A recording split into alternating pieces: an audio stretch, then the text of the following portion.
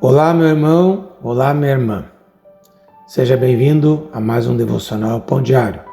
Devocional Pão Diário, alimento espiritual para a sua vida. Há 2 meses atrás, iniciamos um estudo sobre Sermão do Monte segundo Martyn Lloyd-Jones. E eu passei o livro para vocês poderem ler ou escutar para aprender com ele, com o Dr. Martyn Lloyd-Jones, sobre esse maravilhoso livro.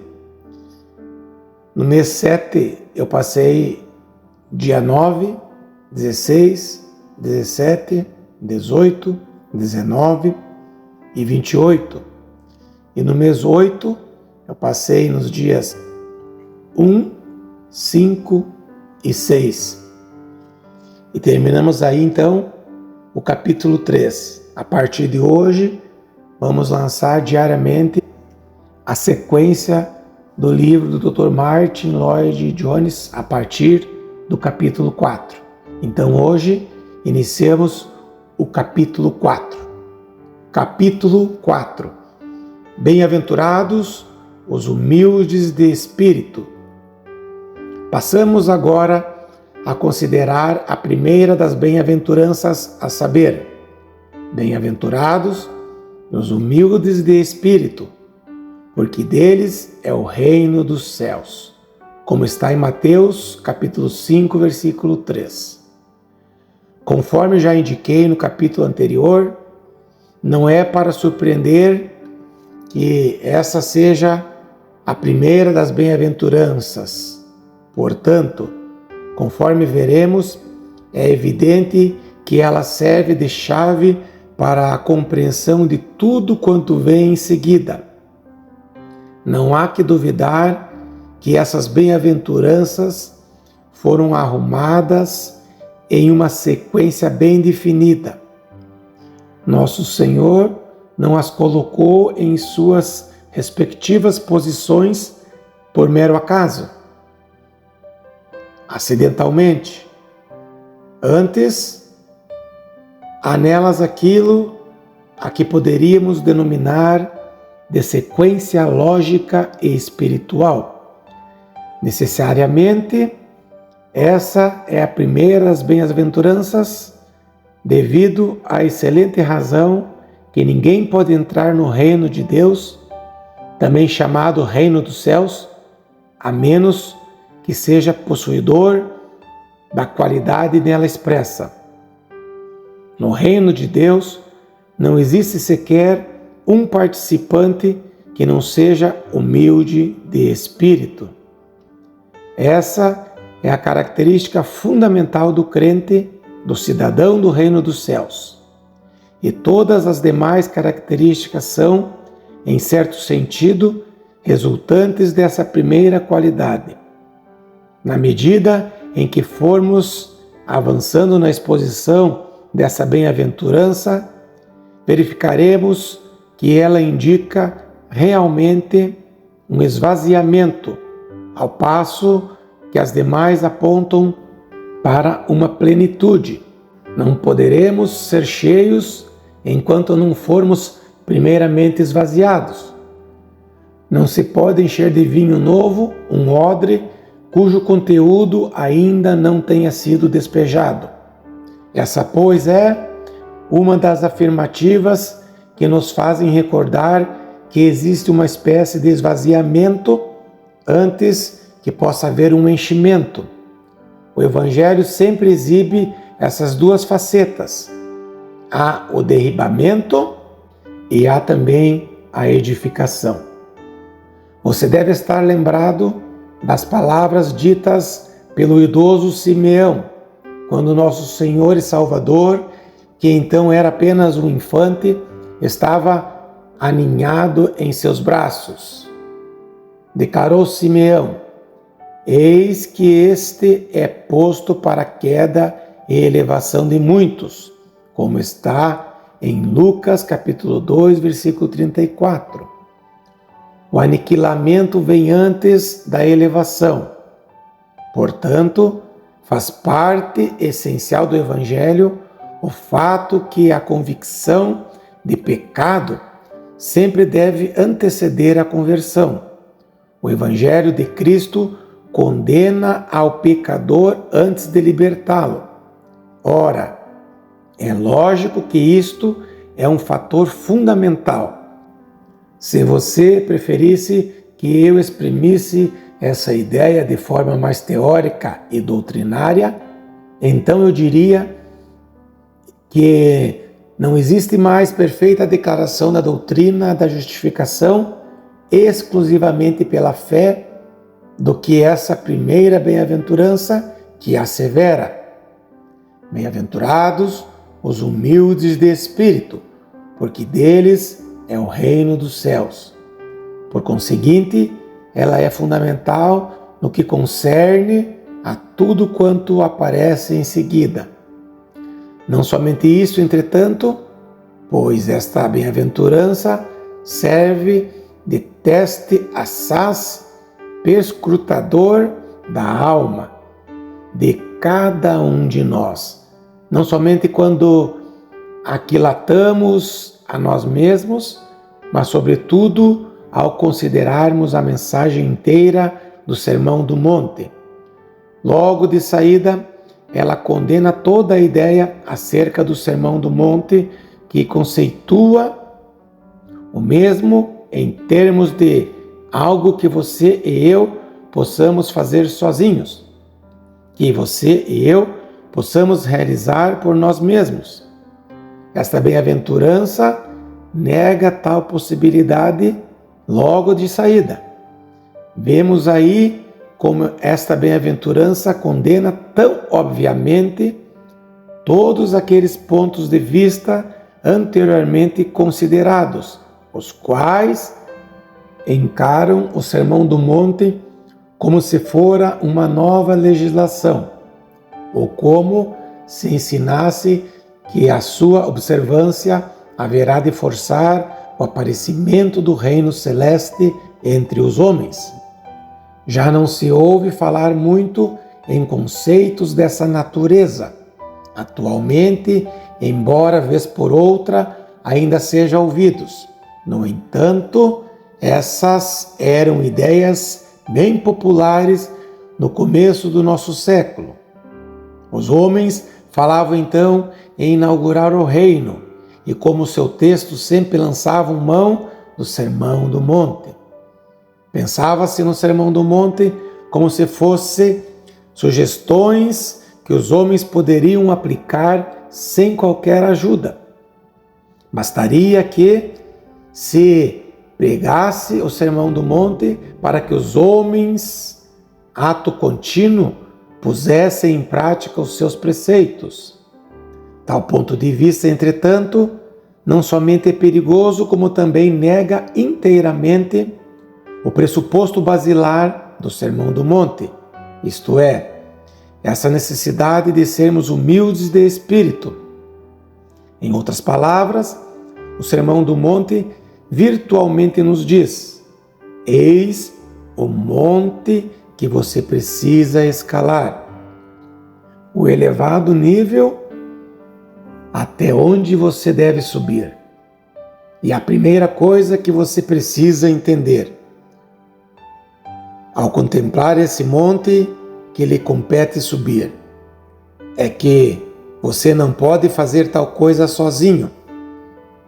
E você, por si mesmo, é totalmente incapaz da façanha. E que qualquer tentativa nessa direção tão somente serve de prova inequívoca de que você ainda não compreendeu o espírito desse sermão. Essa bem-aventurança condena, logo no início do Sermão do Monte, a perspectiva que o considera um programa para o homem natural, por imediatamente em ação, sem que tenha havido qualquer transformação em sua pessoa. Antes de prosseguirmos, a fim de abordarmos o Sermão do Monte de conformidade com um ponto de vista mais espiritual, há uma questão que precisa ser levada em conta no que concerne à tradução do versículo que ora consideramos. Existem aqueles que dizem que este versículo deveria ter sido traduzido como segue: bem-aventurados em espírito são os pobres. E parece que eles contam com determinada dose de apoio nessa sua opinião, quando apelam para a passagem paralela, isto é, Lucas capítulo 6, versículo 20, onde se lê: bem-aventurados vós, os pobres, e onde não se faz qualquer alusão aos humildes de espírito, ou aos pobres de espírito, conforme dizem outras versões. Desarte consideram as palavras dessa bem-aventurança um elogio à pobreza. Não há que duvidar, porém, que os tais estão enganados, porquanto, em parte alguma, as Escrituras ensinam ser a pobreza algo tão bom assim. Um homem pobre não está mais próximo do reino dos céus do que um homem rico, se é que estamos falando deles como homens naturais. Não há mérito nem vantagem na pobreza.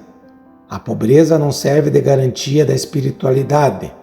Assim sendo, é patente que essa passagem não pode estar ensinando tal conceito.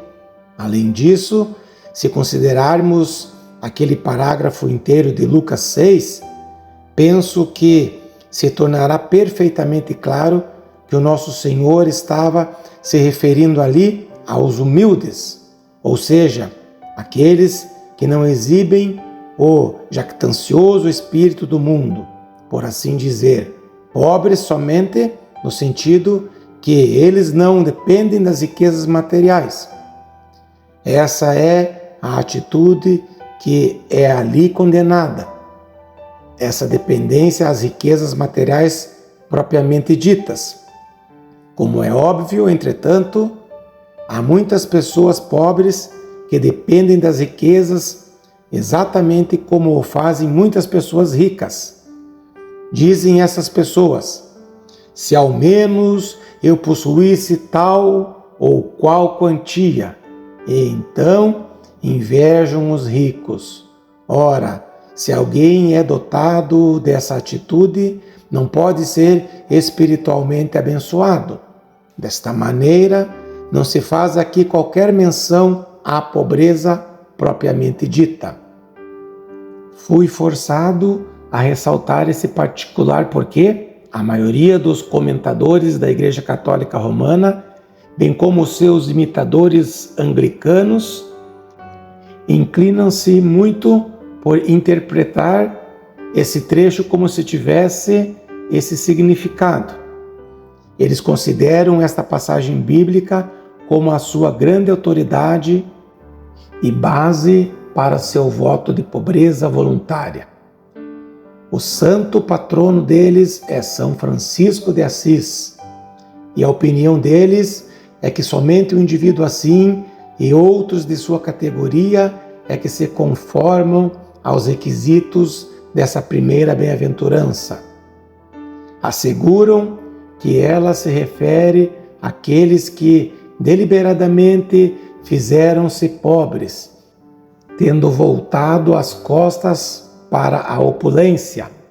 O falecido bispo Gore, em seu livro acerca do Sermão do Monte, ensinava precisamente essa ideia. Essa é a interpretação característica dos católicos no tocante a essa bem-aventurança, mas, como é evidente, diante das razões acima aduzidas, tal opinião somente violenta as Escrituras. Nosso Senhor visava aqui ao Espírito, a uma certa humildade do Espírito. Em outras palavras, pesados os prós e contras, está aqui em foco a atitude de uma pessoa para consigo mesma. Isto é, o que realmente importa, e não se essa pessoa é rica ou pobre. Ora, nesse fato encontramos uma perfeita ilustração daqueles princípios gerais que já havíamos postulado, de uma forma mais clara que qualquer outra coisa nas Escrituras, a total e essencial diferença entre o homem natural e o crente. Vimos que há uma bem definida distinção entre esses dois reinos, o reino de Deus e o reino deste mundo, entre o homem que é crente e o homem natural, completa separação, uma distinção absoluta. Ora, talvez não exista outra asserção bíblica que tanto saliente e enfatize tal diferença como essa, de que são bem-aventurados os humildes de espírito. Deixe-me mostrar-lhe o contraste. Temos neste ensino alguma coisa que o mundo não somente não admira, mas também despreza. Em parte alguma você poderá encontrar maior antítese do espírito e da atitude mundanos do que nesse versículo. Que grande ênfase o mundo empresta a essa crença na autodependência, na autoconfiança e na autoexpressão. Basta nos examinar a literatura profana. Ali se lê que se alguém quiser vencer neste mundo, então que acredite em si mesmo. Esta é a ideia que governa, de modo absoluto, as vidas dos homens da atualidade. Efetivamente, eu diria que essa é a ideia que está controlando todas as facetas da vida dos que estão fora do cristianismo. De acordo com as ideias modernas, qual é, por exemplo, a qualidade essencial de um bom vendedor? É dar a impressão de confiança própria e de segurança pessoal. Se alguém quiser impressionar devidamente a um possível comprador, é desta maneira que deve agir. Tal conceito é posto em prática em todos os ramos de atividade. Se você quiser obter sucesso em alguma profissão, recomenda-se que dê a impressão de ser um sucesso, assim dando a entender que realmente está obtendo maior êxito do que realmente lhe sucede. E as pessoas então comentam: este é o homem a quem devemos consultar. Eis o princípio segundo o qual opera toda a vida moderna. Procure expressar-se, acredite em si mesmo, tome consciência das suas capacidades inatas e deixe que o mundo inteiro as veja e reconheça. Autoconfiança, segurança própria e autodependência. É fundamentado nessa crença que os homens estão imaginando que poderão o reino de Deus tornar-se uma realidade no mundo. Esta é a mesma base daquele fatal pressuposto que assevera que uma sociedade perfeita poderia ser instalada na Terra através de atos do Congresso. Por toda parte manifesta-se essa trágica confiança no poder do conhecimento e da esmerada educação como tais, como se fossem meios de salvação do ser humano, meios capazes de transformá-lo e torná-lo um indivíduo decente. Ora, no presente versículo, nos é apresentado um total e absoluto contraste com aquela ideia, e é uma real tragédia como as pessoas se deparam com uma afirmação como essa. Permita-me citar a crítica feita por certo homem anos atrás acerca do famoso hino de Charles Wesley, intitulado Jesus, amante de minha alma. Você deve estar lembrado deste hino que diz: justo e santo é teu nome, mas eu sou todo injustiça. Vil e pecaminoso eu sou, mas tu és veraz e gracioso. Estas palavras foram ridicularizadas pelo tal crítico, o qual perguntou: qual é o homem que, desejando uma colocação ou emprego, sonharia jamais em dirigir-se ao patrão a fim de dizer-lhe: vil e pecaminoso eu sou? Ridículo! E desafortunadamente tal ridículo declarou isso em nome daquilo que ele considerava representar o cristianismo. Vemos, pois, como sua crítica revela total distorção quanto à compreensão sobre essa primeira dentre as bem-aventuranças. Conforme haverei de mostrar-lhe, não estamos aqui considerando um homem face a face com o outro, mas estamos considerando homens frente a frente com Deus. E se alguém na presença de Deus sentir alguma outra coisa qualquer, além da mais total penúria de espírito, isso apenas significará, em última análise, que tal pessoa nunca esteve na presença do Senhor.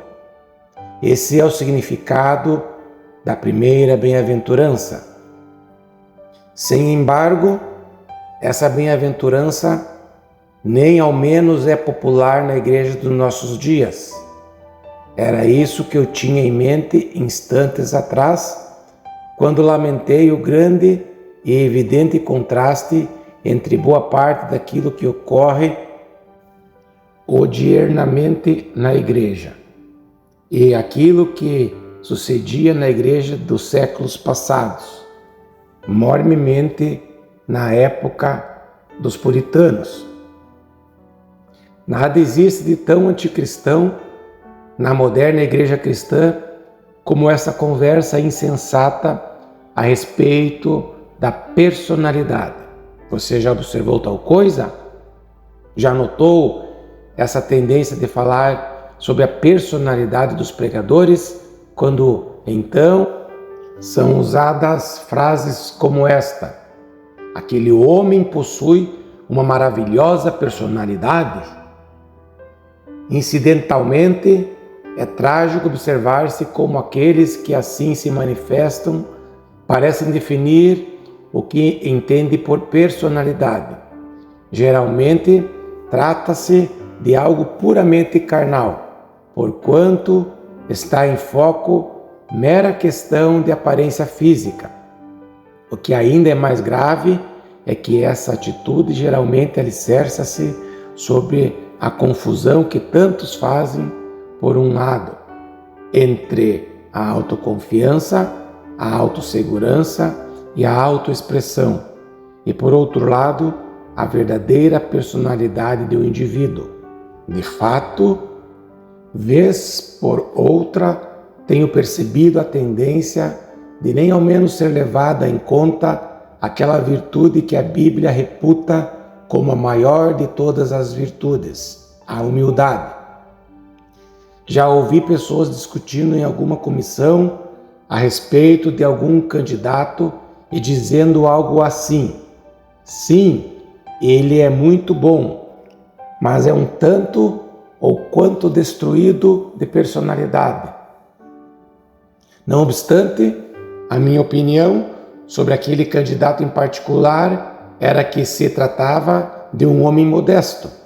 Atualmente, nota-se com maior clareza a tendência de ser exaltada uma certa agressividade, uma determinada confiança própria, justificando-se o uso que um indivíduo esteja fazendo de si mesmo e de sua personalidade, procurando colocar-se em posição de evidência, ou conforme diz aquela expressão horrível, procurando impor-se. A propaganda que de maneira crescente está sendo utilizada em conexão com o trabalho cristão proclama essa tendência em altos brados. Quando se leem os relatórios das atividades dos maiores obreiros cristãos do passado, dos maiores evangelistas e de outros, pode-se observar quão modestos eles se mostravam. Hoje em dia, entretanto, estamos passando por aquilo que é uma quase total reversão dessa antiga atitude. A promoção própria ou o emprego de muitas fotografias estão ambos sendo postos em primeiro plano. Qual é a significação dessas coisas? Paulo declarou: porque não nos pregamos a nós mesmos, mas a Cristo Jesus como Senhor, como está em 2 Coríntios capítulo 4, versículo 5, conforme esclareceu o apóstolo quando ele esteve em Corinto, fê-lo em fraqueza, temor e grande tremor. 1 Coríntios 2, 3. Paulo não subia na plataforma com uma atitude confiante, seguro e desembaraçado, dando a impressão de ser alguém dotado de forte personalidade.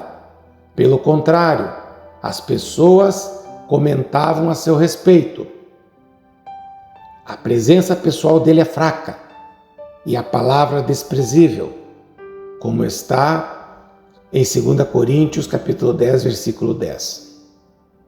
Inclinamo-nos demais por nos afastarmos da verdade e do padrão das Escrituras. Infelizmente, a Igreja anda cedendo muito espaço para que o mundo e os seus métodos influenciem e controlem as suas atitudes e a sua vida diária. A humildade de espírito não é popular nem mesmo dentro da Igreja, conforme acontecia antigamente e sempre deveria ser o caso. Os crentes precisam repensar acerca dessas questões. Evitemos aceitar as coisas pela mera aparência. Acima de tudo, evitemos ser cativados pela psicologia mundana e tomemos consciência desde o início de que estamos dentro de um reino diferente de tudo quanto pertence a este presente mundo mau. Entretanto, passemos agora a abordar esse tema de forma ainda mais objetiva. O que significa ser alguém humilde de espírito? Novamente, permita-me apresentar algumas ideias negativas.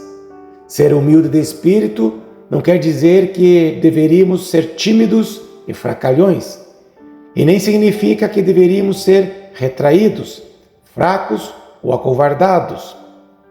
É verdade que existem pessoas que, reagindo contra essa atitude de autoafirmação, a qual o mundo e a Igreja totalmente descrevem como personalidade, pensam que é realmente assim que deveríamos agir.